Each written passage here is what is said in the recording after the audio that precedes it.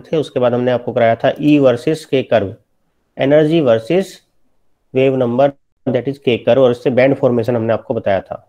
ठीक है, अब इसके बाद जो हमारे पास आता है इसमें दैट इज द, अब हमने ये बताया था कि जो पहले थ्योरी थी, जो आपकी थ्योरी थी फ्री इलेक्ट्रॉन थ्योरी और क्वांटम फ्री इलेक्ट्रॉन थ्योरी, वो एक्सप्लेन नहीं कर पाती थी कि कौन सा सॉलिड मेटल होगा, कौन सा इंसुलेटर होगा, कौन सा सेमीकंडक्टर होगा। लेकिन जो बैंड थ्योरी है, ये जो थ्योरी अभी आई है, ये आपका एक्सप्लेन करती है इस सब चीजों को। कैसे करती है, लेट अस सी। तो हम अभी डिस्कस कर रहे हैं metal, insulator and semiconductor. Okay,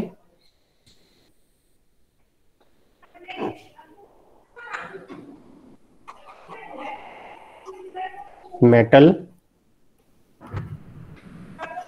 insulator and semiconductors.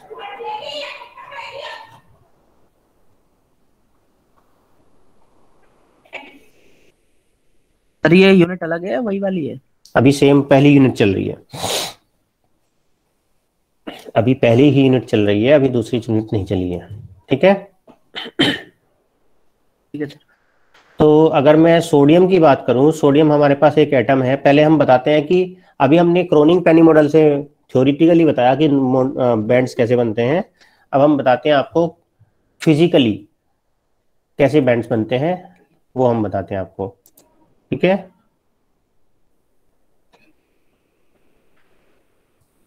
अभी किसने ज्वाइन किया? सर मैंने किया। क्या रोल नंबर है आपका? 147। Yes sir. सर मेरा सेक्शन बी में था, अब ए में हो गया। अरे भाई, तुम कितने चेंजेस कराओगे? हम्म,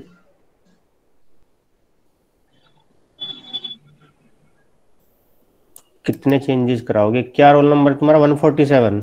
यस सर। 147।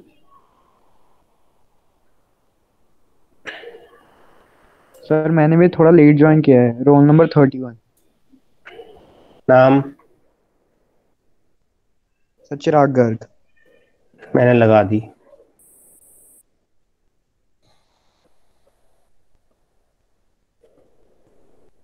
चलो ठीक है,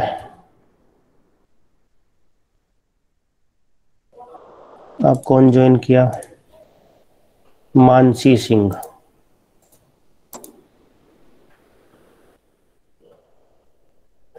और ये ज्वाइन नहीं हो पा रही है, क्लिक नहीं हो रहा।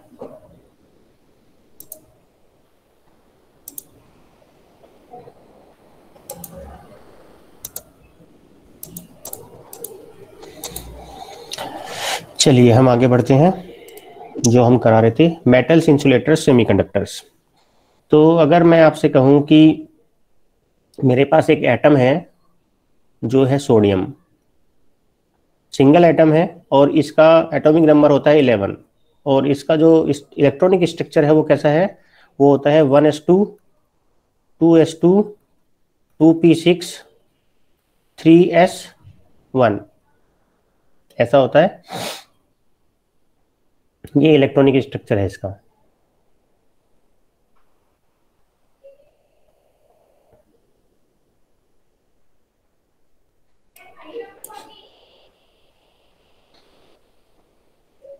ओके, तो ये इलेक्ट्रॉनिक स्ट्रक्चर है इसका। कहाँ गया भाई?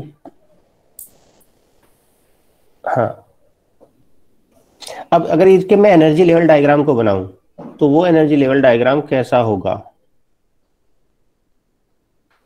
आपको पता है, उसमें पहले 1s एनर्जी लेवल होगा, दिस विल बी 1s, फिर 2s एनर्जी लेवल होगा, दिस विल बी 2s, फिर इसके बाद 2p होगा, this will be 2p। Okay, उसके बाद 3s होगा, उसके बाद 3s होगा, so this will be 3s। इस तरह से होंगे। 1s में 2 इलेक्ट्रॉन होंगे, यहाँ पर भी 2 इलेक्ट्रॉन होंगे, यहाँ पर 6 इलेक्ट्रॉन होंगे, और यहाँ पर एक ही इलेक्ट्रॉन होगा, जबकि इसमें 2 आ सकते हैं। अगर एक और होता तो वो भी आ जाता है इसी में। ठीक है ना? यानी कि यहाँ पर 1 इलेक्ट्रॉन है और एक स्टेट जो है खाली है, एक इलेक्ट्रॉन की जगह खाली है, एनर्जी लेवल खाली है इसमें, ठीक है। ये तो एक एटम के लिए हुआ, लेकिन सॉलिड के अंदर तो एक एटम नहीं होता, ये आइसोलेटेड एटम है, एक सिंगल एटम, उसका एनर्जी लेवल स्ट्रक्चर ऐसा होता है, डायग्राम ऐसा होता है। अगर मैं एक एटम की जगह 10 एटम कर दूं, मान लिया मैं सोडियम के इन एटम की जगह 10 एटम कर दूं, तो ये एनर्जी, मान लो दूसरा एटम मैं लेता हूं, अगर मैं दूसरा एटम लेता हूं तो दूसरे एटम का जो एनर्जी लेवल है क्या वो इससे अलग होंगे या सेम होंगे? अलग होगा सर। सोडियम के अलग अलग होते हैं, दूसरा एटम भी तो सोडियम ही है, अच्छा दूसरा एटम भी सोडियम ही है, सेम होगा। फिर सेम होगा सर। सेम होगा ना। तो जब मैं दो एटम ले लूंगा तो ये जो एनर्जी लेवल है उस दूसरे एटम के भी इसी पोजीशन पे आएंगे, सेम पोजीशन पर, क्योंकि सेम एनर्जी है। तो अब एनर्जी यहां पर क्या हो जाएंगे, दो एटम होते ही ये यहां पर इलेक्ट्रॉन इसमें दो हो जाएंगे, दो से मल्टीप्लाई हो जाएंगे, यस और नो? Yes sir. ठीक है, दो से मल्टीप्लाई हो गए। और अगर मैं कह दूं कि ये 10 हो गए तो 10 से मल्टीप्लाई हो जाएगा। और अगर मैं कह दूं कि n हो गए, दीज आर n, और जब ये n हो जाएंगे तो कितने से मल्टीप्लाई होगा? n से मल्टीप्लाई हो जाएगा ये। तो उस केस में, in case when you have n atoms, जब आपके पास n एटम्स हो जाएंगे तो ये हो जाएगा 2n 6n and n, yes और नो? Yes sir. लेकिन ये n एटम का होंगे जब एटम सोडियम का सॉलिड लोगे आप, सॉलिड के अंदर अरबों खरबों एटम्स हैं, सोडियम के सॉलिड में अरबों खरबों एटम्स हैं, और वो उन सब के एनर्जी लेवल यहाँ पर सेम नहीं होंगे, क्योंकि एटम जो है सिंगल वो आइसोलेटेड होता है, उनका आपस में कोई इंटरेक्शन नहीं होता।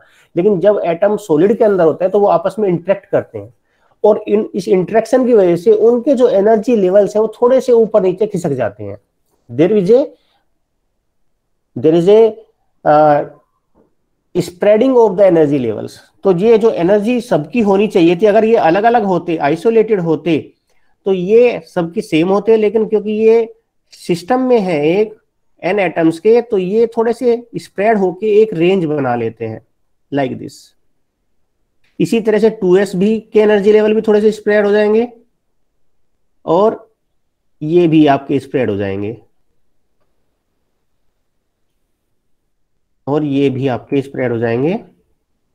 ये भी एक एनर्जी लेवल बना लेंगे, एनर्जी बैंड बना लेंगे, और ये स्प्रेड करके ये छोटी सी रेंज बन जाती है, और इस रेंज को ही हम क्या कहते हैं? एनर्जी लेवल कहते हैं, एनर्जी बैंड कहते हैं, सॉरी, इस रेंज को ही हम क्या कहते हैं? एनर्जी बैंड कहते हैं। This range is known as the energy band. Okay, तो इस तरह से आपका ये एनर्जी स्ट्रक्चर, एनर्जी बैंड्स बन जाएंगे। अगर एक एटम की जगह n एटम हो जाए सोडियम के, तो ये एनर्जी बैंड्स बन गए, यानी कि वही एनर्जी लेवल्स हैं, क्योंकि बहुत सारे हो गए एक जगह तो वो थोड़े से फैल गए हैं, स्प्रेड हो गए हैं, एक रेंज बन गई है उनकी, और उस रेंज बनने की वजह से these becomes the energy bands. क्योंकि 2n जो है बहुत ज्यादा है, अरबों खरबों में है, तो ये जो एनर्जी लेवल्स है, दिस इज एक्चुअली बैंड जो है, एनर्जी बैंड जो हम कह रहे हैं, ये एनर्जी बैंड नहीं है, इसीलिए बंच ऑफ एनर्जी लेवल्स, ये बंच ऑफ एनर्जी लेवल्स है, और ये इतने ज्यादा है कि कंटिन्यूअस है, ये इतने ज्यादा है कि कंटिन्यूअस है, और हमने इनको एनर्जी बैंड कह दिया है। हमने इनको क्या कह दिया है? एनर्जी बैंड कह दिया है। Okay okay sir. तो ये तो हमने बता दिया कि एनर्जी बैंड्स बन गए आपके। अब एनर्जी बैंड्स बन चुके हैं, तो अब हम ये बात करते हैं कि वैलेंस बैंड क्या होगा और कंडक्शन बैंड क्या होगा। Valence band and conduction band. Sir valence band में इलेक्ट्रॉन्स होंगे और कंडक्शन बैंड में इलेक्ट्रॉन्स जाएंगे, जंप करेंगे। ओके, अभी बात करते हैं।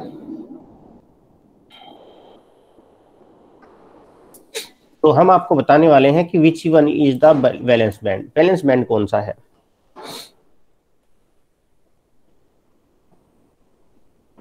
Valence band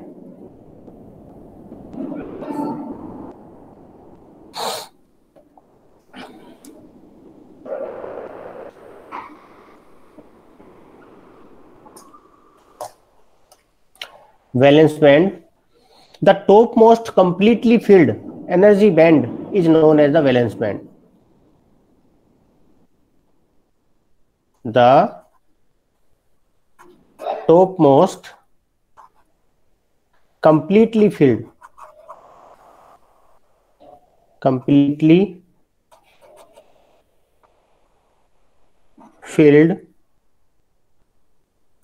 band is known as valence band. तो उसको हम क्या कहते हैं? वैलेंस बैंड कहते हैं। अब अगर मैं सोडियम, ये हमने जो लिखा है यहाँ पर, ये किसका है? सोडियम का है। तो सोडियम में यहाँ पर कौन सा बैंड जो है वैलेंस बैंड है? 3s band. नहीं, 3s तो आधा भरा हुआ है ना, कंप्लीटली फिल्ड तो नहीं है। तो 2p 2p बैंड जो यहाँ पर है, 2p बैंड जो है 2s and 1s। नहीं, 2s एंड 1s नहीं है, हमें टॉप मोस्ट देखना है ना, the top most completely field band. तो जो सबसे ऊपर भी है और कंप्लीटली फिल्ड भी है, तो वो 2p है, ठीक है ना? तो 2p band is the valence band, ठीक है। इसके बाद हम बात करते हैं कंडक्शन बैंड की, और कंडक्शन बैंड कौन सा होगा? तो 3s 3s होगा बिल्कुल, लेकिन डेफिनेशन क्या होगी इसकी कंडक्शन बैंड की? Next higher energy band to the valence band, next higher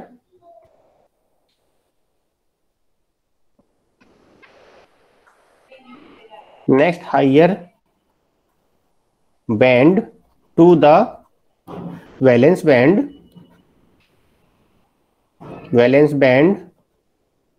next higher band to the valence band is conduction band। उससे हम क्या कहेंगे? is conduction band। इसके ऊपर वैलेंस बैंड के ऊपर का जो बैंड है वो कंडक्शन बैंड है, ठीक है। और इसके ऊपर बैंड कौन सा है? 3s है, ठीक है। अब जो कंडक्शन बैंड है, conduction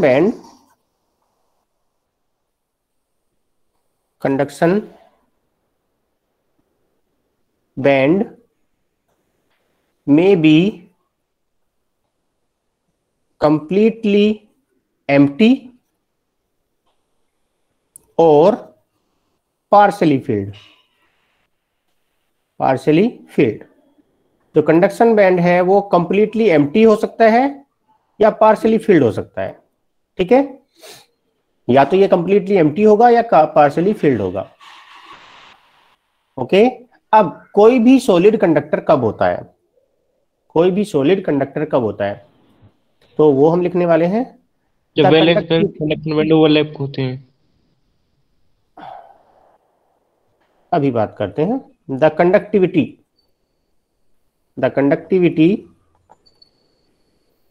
of a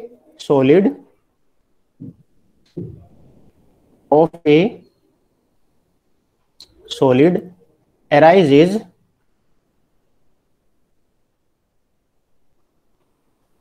the conductivity of a solid arises due to the movement of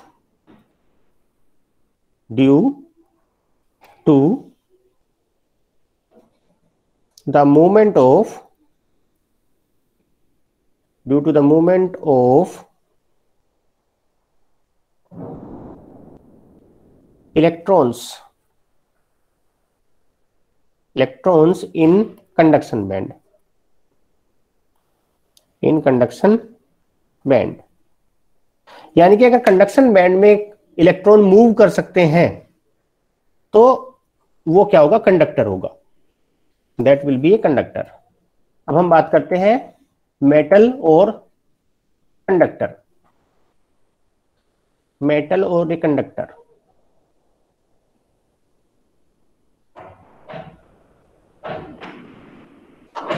metal और conductor,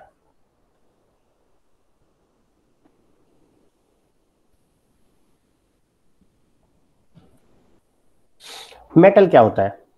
the solid which have a partially field conduction band, the solids which have a partially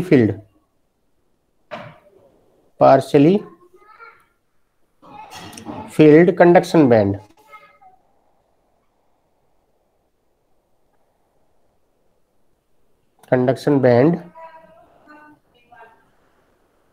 are known as conductors. उनको हम क्या कहते हैं? Conductors. कैसे? वो solid जिसमें जो कंडक्शन बैंड है पार्शली फिल्ड है, जैसे अभी सोडियम में हमने दिखाया है, सोडियम में कंडक्शन बैंड पार्शली फिल्ड है तो वो कंडक्टर है। ठीक है, दिस पार्शली फिल्ड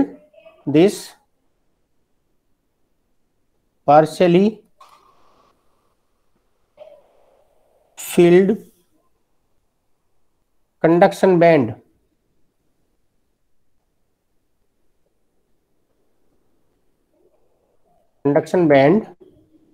ये जो पार्शली फिल्ड कंडक्शन बैंड है ये क्या हो सकता है? may arises due to the overlapping of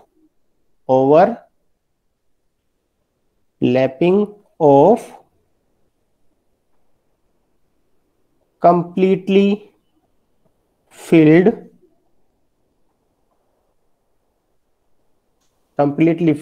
and completely empty energy bands.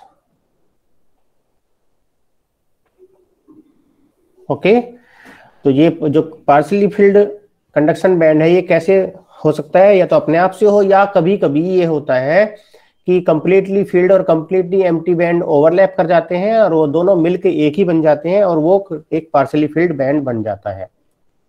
For example, अगर मैं सोडियम का और इसका एग्जांपल लूं, जैसे मैंने अभी सोडियम का लिया था, सोडियम का मैंने बताया ही है। अगर मैं मैग्नीशियम का एग्जांपल लूं, यहाँ पर सोडियम का तो मैंने बता ही दिया है आपको। अगर मैं मैग्नीशियम का एग्जांपल लूं तो यहाँ पर क्या है? Mg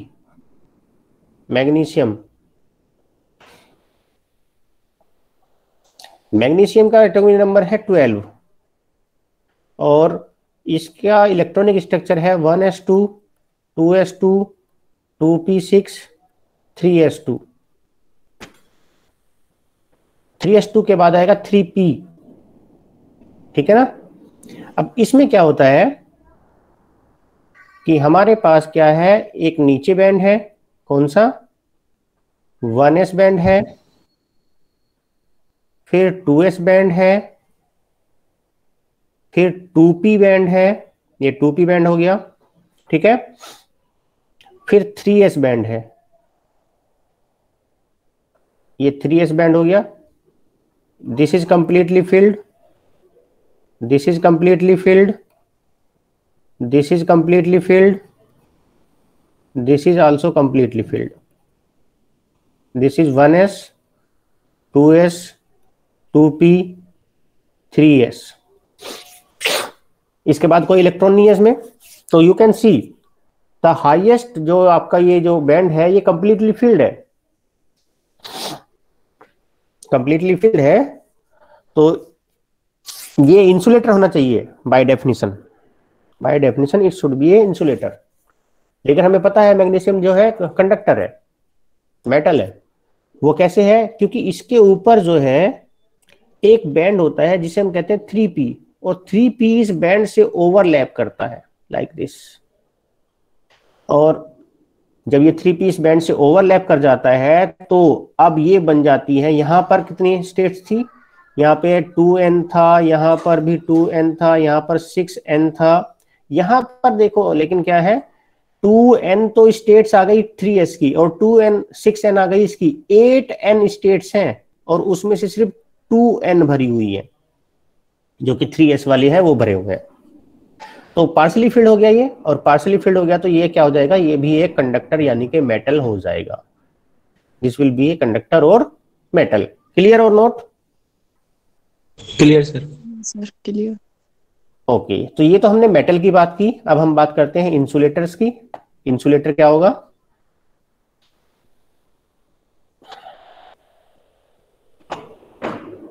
insulators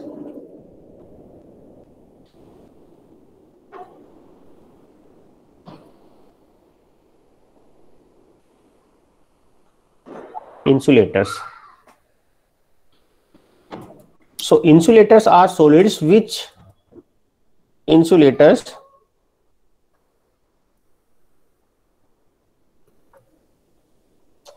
are solids which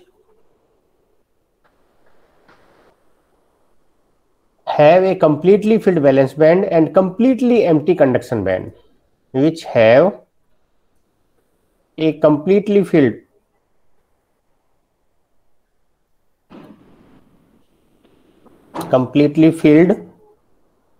valence band and completely empty conduction band.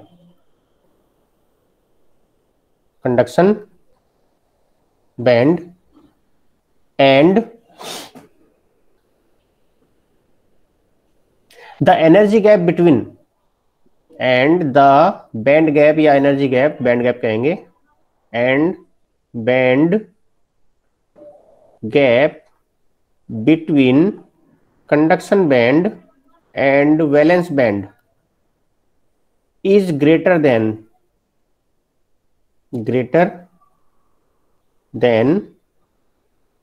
3 electron volt. तो जो बैंड गैप है उनके बीच में वो 3 इलेक्ट्रॉन वोल्ट से ज्यादा है।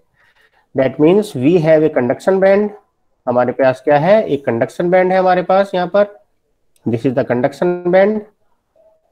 उसके नीचे हमारे पास क्या है? वैलेंस बैंड है। This is the valence band. Okay, this is valence band, this is conduction band. Valence band is completely filled. Valence band जो है वो completely filled है। Conduction band is completely empty. And the energy gap, जो energy gap है इन दोनों के बीच का Eg, it is greater than 3 electron volt. वो 3 electron volt से ज्यादा है। 6.2 eV होता है ना सर इसका? तो कितना? 6.2 इलेक्ट्रॉन वोल्ट। क्या सर एनर्जी गैप। क्या कह रहे हो? दोबारा बोलो। सर इंसुलेटर का एनर्जी गैप 6.2 इलेक्ट्रॉन वोल्ट होता है ना? बेटा इंसुलेटर कोई एक मटेरियल थोड़ा ना है। इंसुलेटर तो बहुत सारे होते हैं, तो उनका अलग अलग होगा।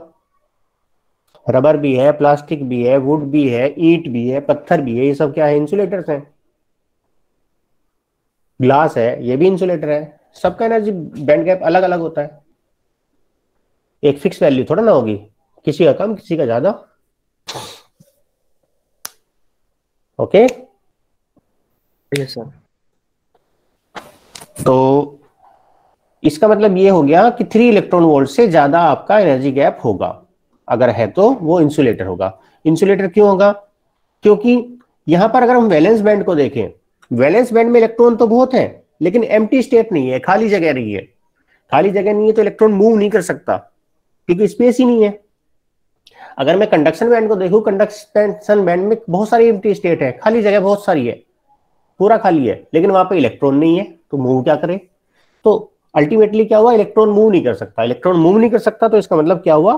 This is a insulator. और बैंड गैप इतना ज्यादा है कि रूम टेम्परेचर पर भी या रूम टेम्परेचर से थोड़ा ज्यादा टेम्परेचर पर भी जो वैलेंस बैंड में इलेक्ट्रॉन है उनको इतनी एनर्जी नहीं मिलती कि वो कंडक्शन बैंड में चले जाएं।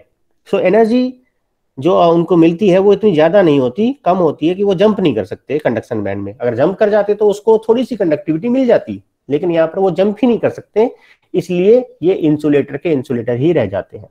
Okay, this is insulator. अब इंसुलेटर के बाद हम आते हैं इस पर semiconductor. Semiconductor sir. Semi conductors.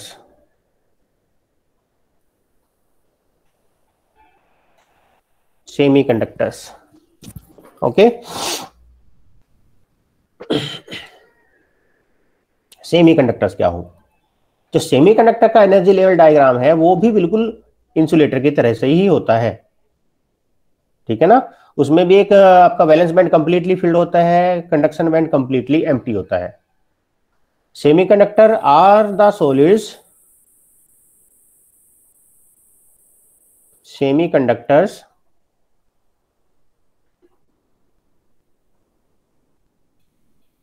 are the solids which have the same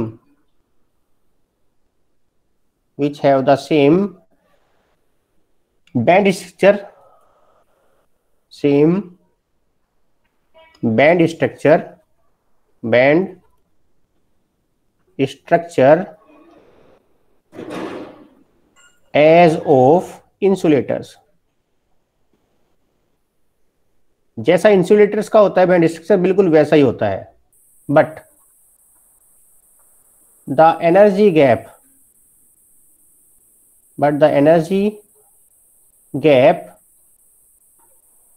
between conduction band and valence band is of the order of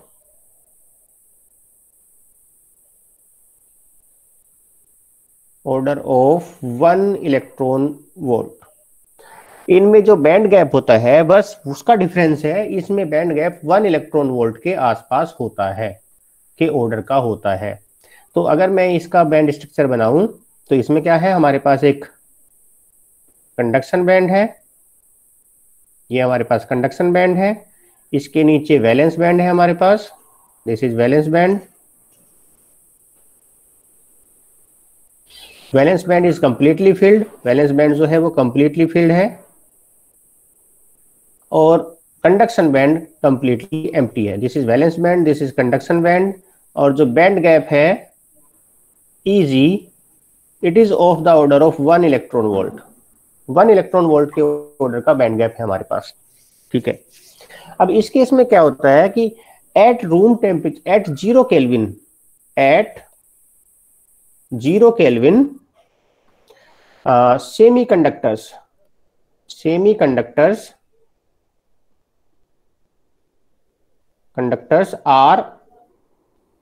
semiconductors are insulators।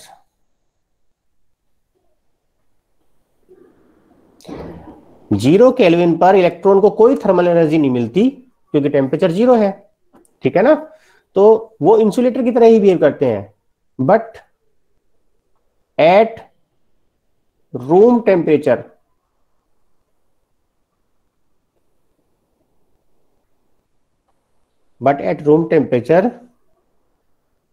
some of electrons of valence band gets thermal energy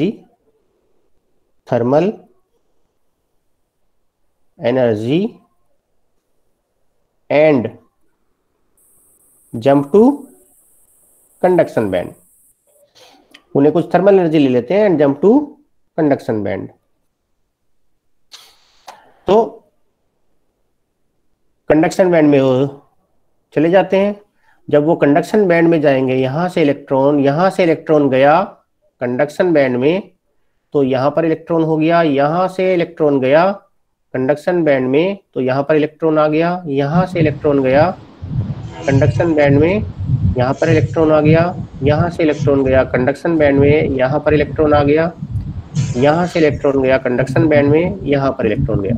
लेकिन क्योंकि energy room temperature पर thermal energy जो मिलती है वो ज्यादा नहीं मिलती, कम ही मिलती है, इसलिए वैलेंस बैंड के टॉप से ही इलेक्ट्रॉन कंडक्शन बैंड में जाते हैं, नीचे वाले नहीं जा सकते, क्योंकि जो नीचे वाले इलेक्ट्रॉन्स हैं, जो यहाँ वाले इलेक्ट्रॉन्स हैं, यहाँ वाले, उनको और ज्यादा एनर्जी चाहिए। इन वालों को तो इतनी एनर्जी चाहिए, लेकिन यहाँ वाले को यहाँ से यहाँ तक चाहिए, तो इसलिए वो इलेक्ट्रॉन ऊपर नहीं जा पाते, सिर्फ टॉप वाले इलेक्ट्रॉन, कुछ इलेक्ट्रॉन जाते हैं, तो वो इलेक्ट्रॉन कंडक्शन बैंड में पहुंच जाते हैं, कंडक्शन बैंड में वो मूव कर सकते हैं, तो उससे कुछ कंडक्टिविटी मिल जाती है।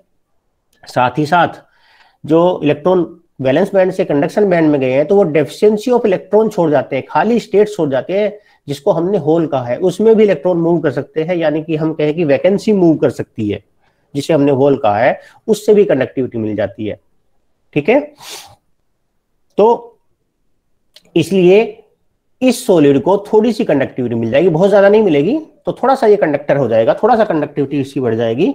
एंड क्योंकि इसकी कंडक्टिविटी अभी भी थोड़ी सी बड़ी है, बहुत ज्यादा नहीं है, इसलिए हम इनको सेमी कंडक्टर्स कहते हैं। इसलिए हमको इनको क्या कहते हैं? सेमी कंडक्टर्स कहते हैं। Okay okay sir. रिमेंबर, जो मेटल होता है या कंडक्टर होता है, उसकी जो कंडक्टिविटी है that is due to the electrons. Metal या कंडक्टर की कंडक्टिविटी इलेक्ट्रॉन्स की वजह से होती है, but the conductivity of a semiconductor is due to both electrons and holes. जो सेमी कंडक्टर है उनकी जो कंडक्टिविटी है वो इलेक्ट्रॉन और होल दोनों की वजह से होती है। होल आप ऑलरेडी पढ़ चुके हो, आपको पता है होल क्या होता है, पता है ना? Yes sir. चलिए, तो मुझे ज्यादा एक्सप्लेन करने की जरूरत नहीं है इसका मतलब, तो हमने ये आपको बता दिया distinguish between metal, insulators and semiconductors. Okay, अब इसके बाद हम आते हैं direct and indirect band gap semiconductor पर।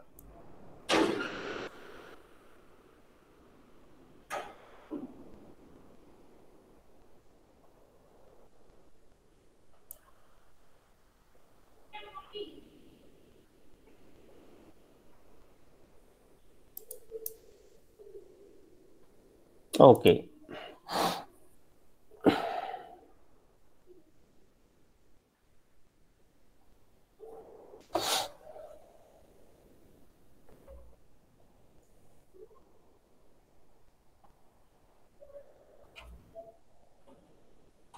Direct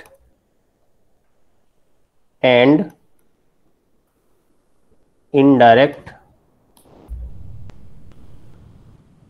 band gap semiconductors.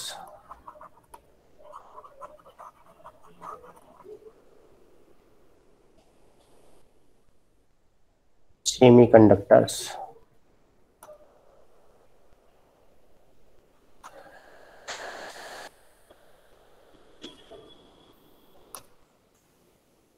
Semiconductors okay, अब ये डायरेक्ट और इनडायरेक्ट बैंड गैप सेमीकंडक्टर है क्या? तो लेट अस सी इट। सबसे पहले तो हमें ये डिफाइन करना पड़ेगा what is the band gap. Band gap क्या है? अभी हमने ऊपर आपको दिखाया कि ये बहुत सिंपल डायग्राम है वैलेंस बैंड और कंडक्शन बैंड का। इस तरह का डायग्राम नहीं होता है, इस तरह के वैलेंस बैंड और कंडक्शन बैंड नहीं होते हैं। ठीक है, तो कैसे होते हैं? तो मैं एक डायग्राम बना के दिखाता हूं आपको कैसा होता है valence band conduction band.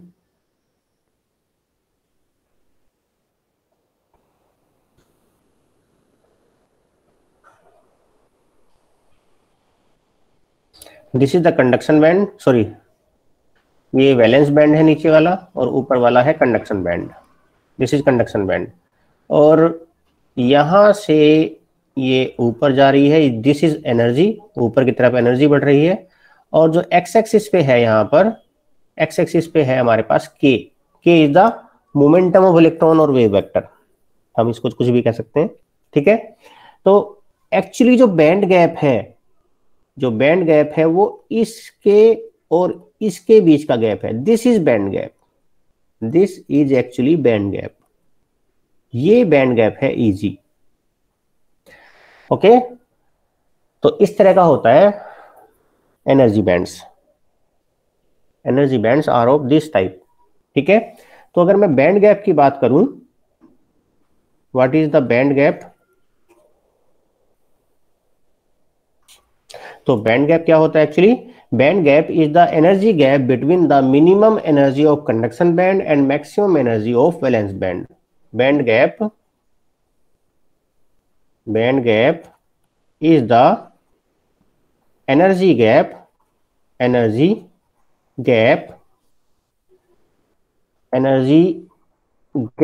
between the minimum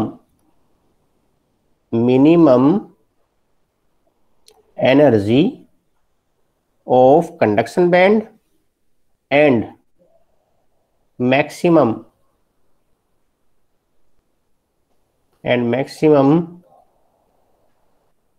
energy of valence band. आप देख सकते हैं जो मिनिमम एनर्जी है कंडक्शन बैंड की, मिनिमम एनर्जी ये है और वैलेंस बैंड की मैक्सिमम एनर्जी ये है। इन दोनों का जो गैप है बीच का वो क्या है, ईजी है, बैंड गैप है।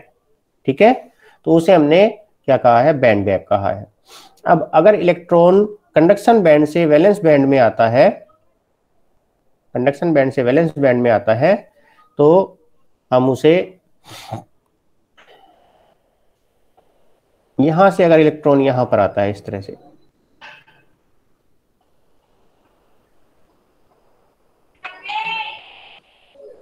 अगर ये ट्रांजिशन होती है तो हमें एक फोटोन मिलता है एच न्यू एनर्जी का एक फोटोन मिलता है और ये इसकी एनर्जी कितनी होगी, ईजी के बराबर होगी, बैंड गैप के बराबर होगी। ठीक है, ये तो आपको पता ही है। अब हम ये बात करते हैं कि डायरेक्ट बैंड गैप सेमीकंडक्टर क्या होता है। अब if the bottom of the conduction band, if the bottom of conduction band and top of valence band exist at same value of k, अगर top of conduction, bottom of the conduction band and top of the valence band exist at same value of k, then this type of semiconductor, then this type of semiconductor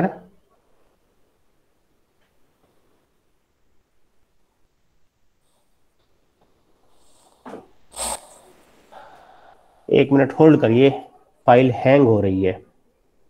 actually काफी बड़ी file हो गई है ये, unit 1 चलते चलते। Yes, this type of semiconductors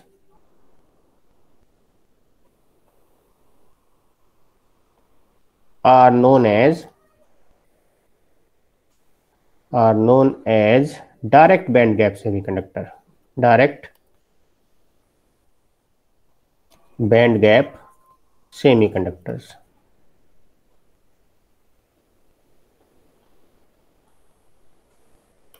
okay, तो इनको हम क्या कहते हैं, डायरेक्ट बैंड गैप सेमीकंडक्टर कहते हैं। डायरेक्ट बैंड गैप सेमीकंडक्टर क्यों कहते हैं, because in this case the transition can occur directly transition हो सकती है।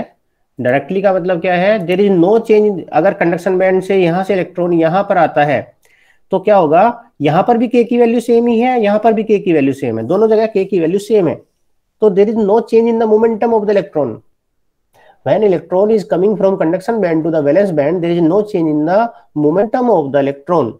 मोमेंटम ऑफ इलेक्ट्रॉन में कोई चेंज नहीं है, क्योंकि when a transition occurs from valence band to conduction band और conduction band to valence band, the conservation of momentum of the electron must be observed, must be obeyed, वो भी ओबे होना चाहिए। ठीक है, तो इस केस में वो ओबे होता है कंडक्शन, क्योंकि मोमेंटम सेम है तो मोमेंटम चेंज नहीं हो रहा यहाँ पर, तो इसीलिए हम इसको डायरेक्ट ट्रांजिशन कहते हैं। और इस तरह के सेमीकंडक्टर्स को हम डायरेक्ट बैंड गैप सेमीकंडक्टर कहते हैं। राइट, ठीक है भाई? Yes sir. क्लियर है ना? Yes sir. और इसका जो एग्जाम्पल है हमारे पास वो है गैलियम आर्सेनाइड। सिलिकॉन और germanium direct band gap semiconductor नहीं होते। हमारे पास एक कंपाउंड सेमीकंडक्टर है gallium arsenide, this is a direct band gap semiconductor, this is a direct band gap semiconductor.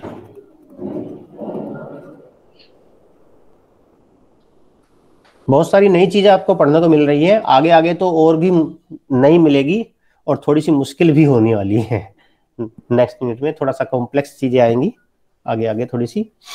अभी तो बिल्कुल हम बेसिक बेसिक सिंपल सिंपल चल रहे हैं। चलिए, ये तो हुआ डायरेक्ट बैंड गैप सेमीकंडक्टर। अब डायरेक्ट बैंड गैप सेमीकंडक्टर के बाद क्या आएगा? Indirect band gap semiconductor. ठीक है ना? यहां पे थोड़ी जगह कम है, मैं नेक्स्ट पेज पे चलता हूं। ठीक है, now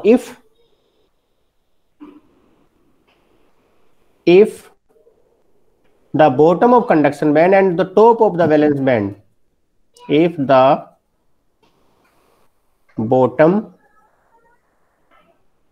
of conduction band and top of valence band does not occur at same value of k, अगर ये दोनों सेम वैल्यू ऑफ k पर ये अकर नहीं करते हैं, then the semiconductor is known as, then the semiconductor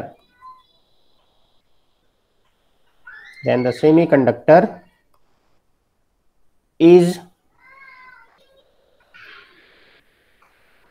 known as indirect band gap semiconductor।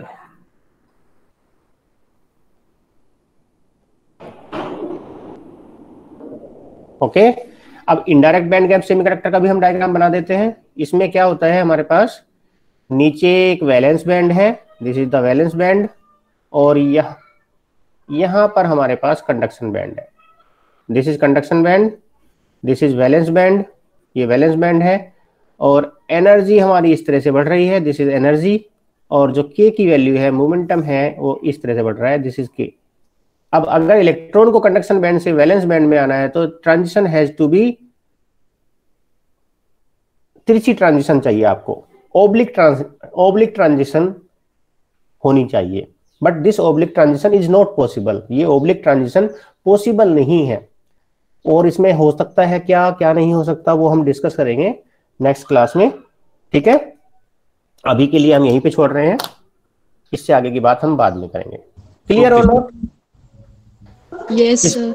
किसी की Clear. अटेंडेंस तो नहीं है?